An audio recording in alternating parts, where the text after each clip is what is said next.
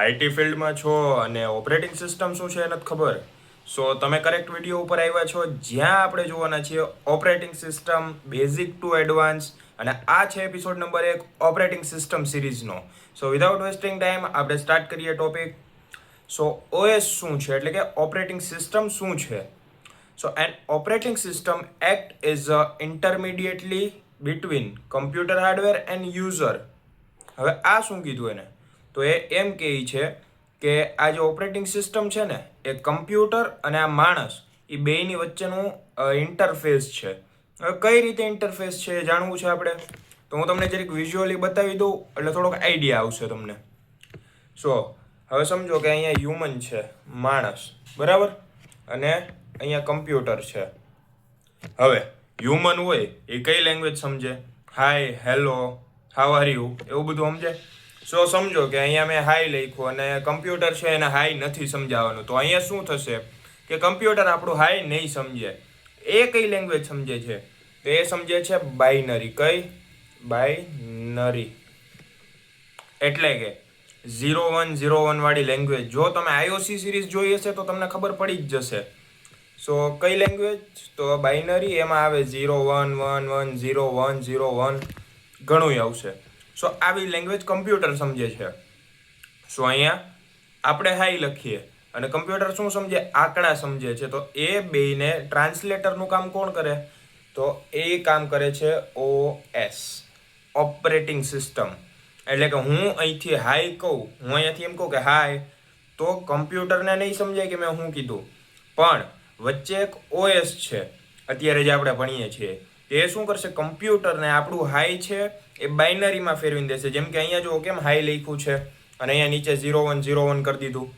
સો આ નંબરમાં કન્વર્ટ કરી દેશે. અને હવે નંબર જો કમ્પ્યુટર પાસે જાય તો કમ્પ્યુટરને ખબર પડી જાય કે આ શું કહેવા માગે છે. સો આ જ કામ છે ઓપરેટિંગ સિસ્ટમનું, કે બેયની એકબીજાની લેંગ્વેજ સમજાવે, આઉટપુટ કાઢવા માટે કંઈક હેલ્પ કરે, બાઇનરીને હ્યુમન લેંગ્વેજમાં ડિજિટમાં કન્વર્ટ કરે અને હ્યુમન લેંગ્વેજને બાઇનરીમાં કન્વર્ટ કરે. આ કામ છે ઓપરેટિંગ સિસ્ટમનું. ખબર પડી? હવે સો in short it is an interface between computer hardware and user. જેમ મેં હમણાં સમજાવ્યું કે માણસ અને કમ્પ્યુટર વચ્ચે ભાષાની ટ્રાન્સલેશન કરે, એટલે કે ભાષાને ટ્રાન્સફર કરે એકબીજા લેંગ્વેજમાં. આ નંબરમાંથી હાઈમાં કરે કન્વર્ટ, ને આ હાઈમાંથી નંબરમાં કન્વર્ટ કરે. ખબર પડી ગઈ? So the purpose of operating system is to provide an environment in which a user can execute program conveniently and efficiently. સો એક એવું વાતાવરણ ક્રિએટ કરે છે કે તમે અને કમ્પ્યુટર છો, તો કમ્પ્યુટરને તમારી ભાષા ન સમજાતી હોય અથવા તમને કમ્પ્યુટરની ભાષા ના સમજાતી હોય, તો બેયને એકબીજાની ભાષા સમજાવવાનું કામ કોણ કરે? તો ઓપરેટિંગ સિસ્ટમ. તો કામ કરવું સરળ બને કે ન બને? હવે અત્યારે આ તમને આ બધું દેખાય છે, જે એની જગ્યાએ 01110 હોત તો સમજાત કઈ? નો સમજાત. અને એની જ જગ્યાએ આપણે હાઈ હેલો લખ્યું ને કમ્પ્યુટરને ન સમજાતું તો એ આઉટપુટ આપે? નો આપી શકે ને.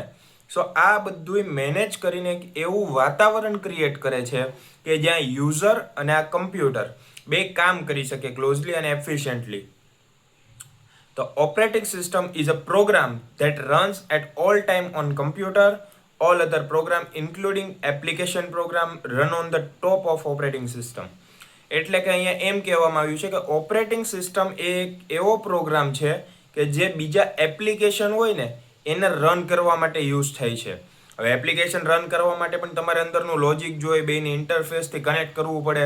તો એ કામ કરે છે ઓપરેટિંગ સિસ્ટમ, કે તમે જે અંદર એપ્લિકેશન વાપરો છો તો એને કઈ રીતે યુઝ કરો છો ને એ બધું હેન્ડલિંગ જ ઓપરેટિંગ સિસ્ટમ કરે છે. સો it's assigned resource such as memory, processors and input-output devices to processes that need them and the assignment of resource to be fair. એટલે કે અહીંયા શું કીધું છે કે આ મેમરી હોય તમારી સ્ટોરેજ, એને મેનેજ કરે. પ્રોસેસ, કે તમે કઈ કઈ એપ્લિકેશન વાપરો, કેટલો ટાઈમ વાપરો, કેટલું ડેટા આપો એને, તો એ મેનેજ કરે. સો એ કામ છે ઓપરેટિંગ સિસ્ટમનું, કે તમારી મેમરી, પ્રોસેસ, ઇનપુટ આઉટપુટ બધાને હેન્ડલ કરે. ઓકે. સો ઓએસની જરૂરિયાત શા માટે પડી? હવે આપણે આ વાપરીએ, જરૂર શું કામ પડી આ વસ્તુની? તો હવે એના રીઝન્સ જોઈએ આપણે. સો there are many needs of operating system but we see major 6 need. બરાબર. સો કેટલા આપણે જોવાના છીએ નીડ્સ, જરૂરિયાત 6. પણ કઈ જરૂરિયાત હતી કે આ ઓપરેટિંગ સિસ્ટમ બનાવ્યું. તો પહેલી નીડ હતી યુઝર ઇન્ટરફેસ. હમણાં મેં તમને સમજાવ્યું હતું 0101 આપણે ન સમજી શકીએ અને હાઈ કમ્પ્યુટર ના સમજી શકે એના માટે. સો ઇઝી ટુ યુઝ કે વાપરવામાં સહેલું છે. UI design makes apps and web applications simple to navigate with clear buttons, menus and layouts. હવે અહીંયા બટન આપ્યો હોય તો આપણે ખબર પડે કે અહીંયા બટન ઉપર હું ક્લિક કરીશ તો કંઈક થશે. એની જગ્યાએ 01110 આપી દીધું તમને શું ખબર પડે? તો મેં અહીંયા દઈબું શું થયું, અહીંયા દઈબું શું થયું, ન ખબર પડે. Attractive look create visually appealing design with colors, fonts and images that match a brand style. એટલે કે હવે સમજો કે તમે અહીંયા લોગિન બટન બનાવ્યું જે 01110011 છે અને એની જગ્યાએ તમે એને ડિઝાઇન આપી દીધી. તો હવે કોઈ ક્લિક કરશે તો ડિઝાઇન ઉપર ક્લિક કરશે, નંબર જોઈને નહીં. સો ડિઝાઇન ઉપર ક્લિક કર્યું એટલે યુઝરને ખબર છે કે આ મેં ક્યાં ક્લિક કર્યું. એની જગ્યાએ બાઇનરી હોત તો કાંઈ ખબર ન પડે. સો હવે user action handles input like circle or tabs and show output like result or visual. કે સમજો કે હું અહીંયા ક્લિક કરું અને ABCD એવું લખાતું જાય તો અહીંયા મેં ખાલી બટન ક્લિક કર્યું અને અહીંયા ઇનપુટ આઉટપુટ આવી ગયું. ઇનપુટ મેં નાખ્યું ABC અને આઉટપુટ એમ આવી ગયું કે DEFGHIJKLMNOPQRSTUVXYZ એટલે ABCD આખી આવી ગઈ. સો આઉટપુટ મળી ગયું. તો એક બટન દઈશું અહીંયા અને આઉટપુટ મળી ગયું. એટલે આ કામ એને એવું કર્યું કે હું અહીંથી ગમે એન્ટર કરું ને તો એ 0101માં કન્વર્ટ થાય, કમ્પ્યુટર પાસે જાય, કમ્પ્યુટર એને 0101માં આઉટપુટ આપે, પછી ઓપરેટિંગ સિસ્ટમ એને આપણી લેંગ્વેજમાં કન્વર્ટ કરે. આ ખબર પડી? સો સેકન્ડ નીડ છે પ્રોસેસ મેનેજમેન્ટ. એટલે કે કમ્પ્યુટરમાં જે પ્રોસેસ થાય છે એને મેનેજ કરે છે. Scheduling process and threads on CPU. હવે આ વસ્તુ હું તમને થોડીક વિઝ્યુઅલી સમજાવું કે અહીંયા સમજો કે આ CPU છે અને એને એક પ્રોસેસ આપવાની છે અત્યારે તમારે. તો કઈ રીતે? સો આ એક પ્રોસેસ છે, પ્રોસેસ નંબર 1, આ બીજી પ્રોસેસ અને આ ત્રીજી પ્રોસેસ. સો અહીંયા કામ એવું છે કે CPU ગમે એક પ્રોસેસ એક ટાઈમે લઈ શકે. તો અહીંયા શું થશે કે જોશે કે કઈ પ્રોસેસને આપણે કઈ ટાઈમે લેવી છે. તો આ પ્રોસેસ છે 3 MBની, પછી આ પ્રોસેસ છે 4.5 MBની અને આ પ્રોસેસ છે ખાલી 1 MBની. બરાબર? સો હવે CPU શું કરશે? જે જલ્દી પતતી હોય પ્રોસેસ એને પહેલાં લેશે. તો અહીંયા શું કરશે? પહેલાં આ 1 MBની પ્રોસેસ લીધી, પછી એના કરતાં સેજ મોટી એટલે આ 3 MBની પ્રોસેસ લીધી અને હવે લાસ્ટમાં કઈ વધી? તો 4.5 MBની પ્રોસેસ. તો આ લઈ લીધી. હવે સો એને શું કર્યું? પ્રોસેસને શેડ્યુલ કરી કે જે ઓછી MBની હતી પહેલાં આવે, વધારે MBની પછી અને એનાથી વધારે પછી. તો આને જ કહેવાય process scheduling. So creating and deleting both user and system process. કે મેં અત્યારે પ્રોસેસ નક્કી કરી હોય કે પહેલી, બીજી ને ત્રીજી આ પ્રોસેસ જાવી જોઈએ તો હું એને ડિલીટ પણ કરી શકું, અથવા મારી ઓપરેટિંગ સિસ્ટમ કે એમાં જો કંઈક અનયુઝ્યુઅલ એક્ટિવિટી હોય અથવા વાયરસ હોય તો એને ડિલીટ કરી દે કે ભાઈ આ પ્રોસેસ ન થવી જોઈએ. સસ્પેન્ડિંગ એન્ડ રિઝ્યુમિંગ પ્રોસેસ. સસ્પેન્ડ કરી દેવું એટલે અમુક ટાઈમ માટે બંધ કરી દેવી પ્રોસેસને. અત્યારે રિઝ્યુમિંગ કે સસ્પેન્ડ કરી હોય, થોડોક ટાઈમ બંધ કરી હોય તો એને પાછી ચાલુ કરી દેવી.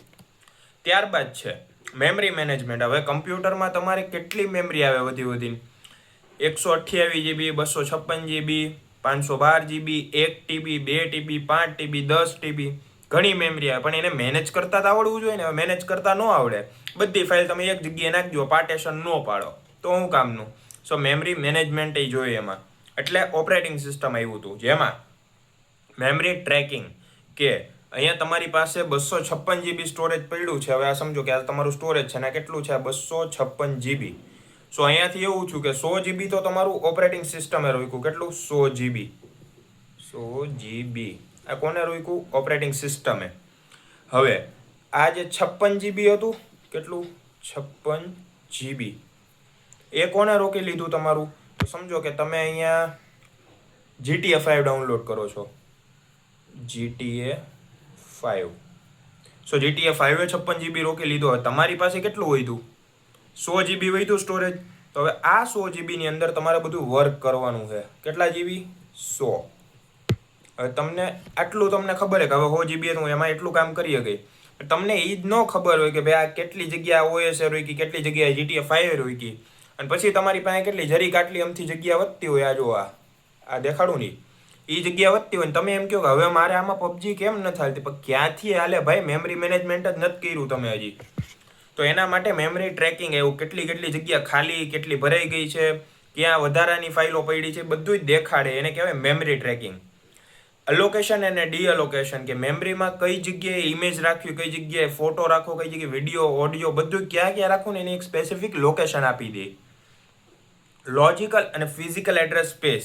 Process use logical address which the memory management unit maps to actual physical address in RAM.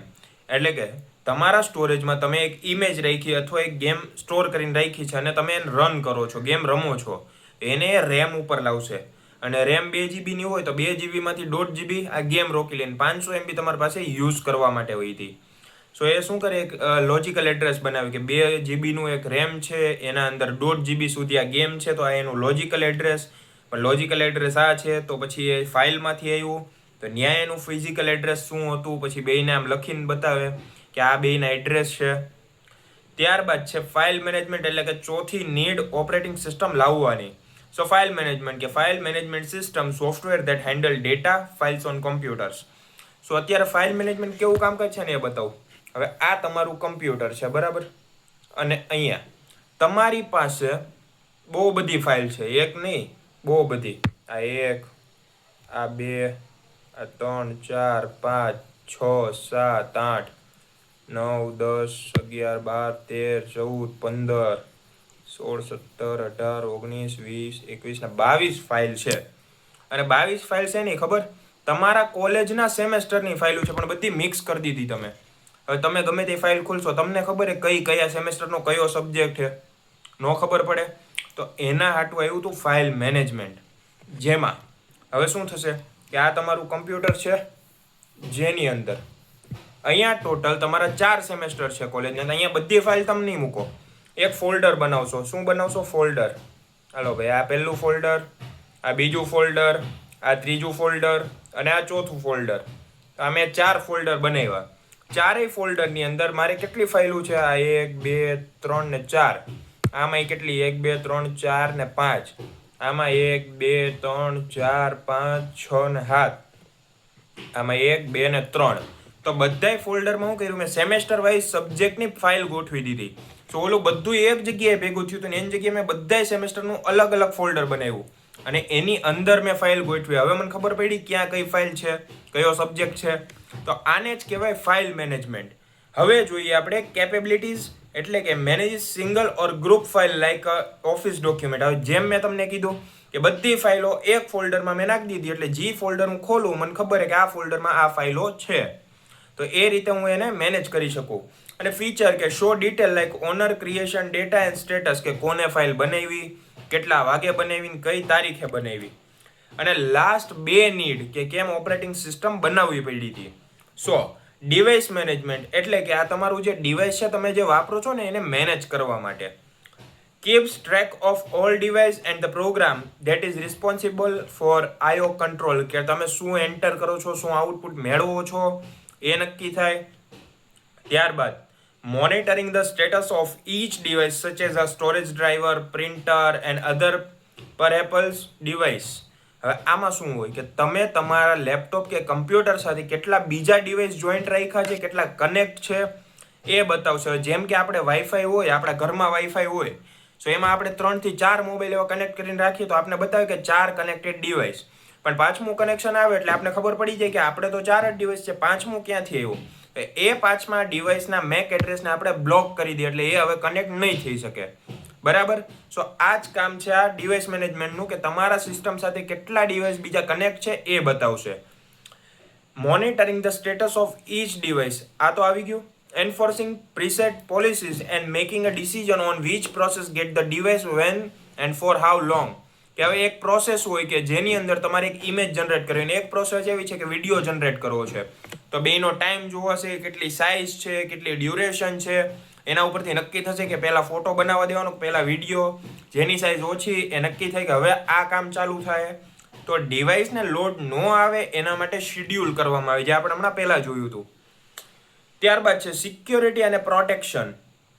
સો તમારું ડિવાઇસ હોય, અત્યારે બહુ ક્રેઝ ચાલે છે સાયબર અટેક્સનો, અને એના માટે શીખવું પડે સાયબર સિક્યોરિટી.